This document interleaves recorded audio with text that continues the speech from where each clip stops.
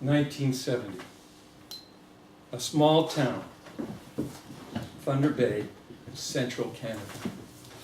Edith, a 50-year-old woman, has just completed a 6-week recovery course for alcoholism. She's had to face reality.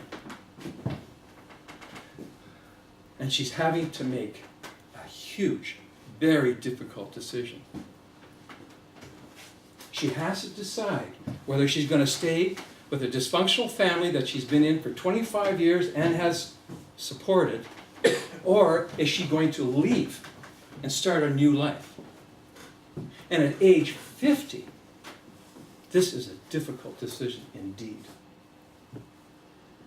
Have you ever had to make a decision as tough as this? Some of us will have to make a decision sometimes, now or in the future. But we can make these decisions. Now, Edith's decision was particularly difficult. After 25 years, she still loved her husband, Roy. He had some very good attributes. He was a medal winner in World War I. He was a successful business leader.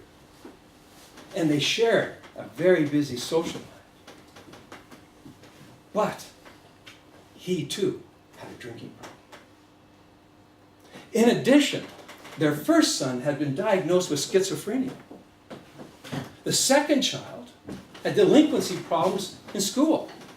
And the third child had emotional problems as a result of being a bystander in this dysfunctional family.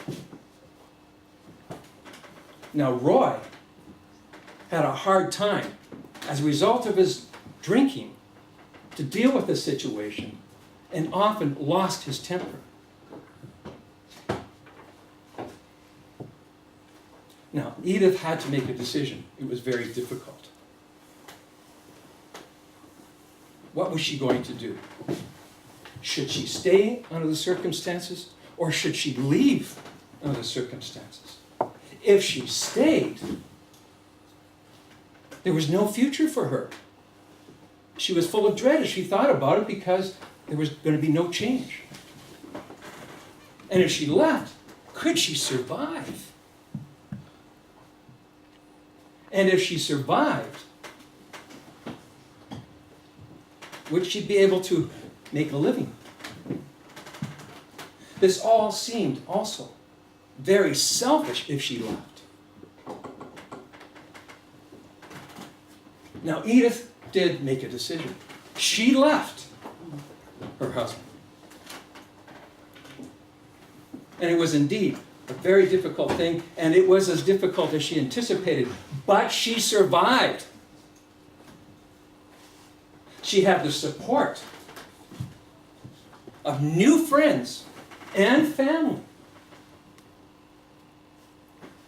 They encouraged her and they loved her.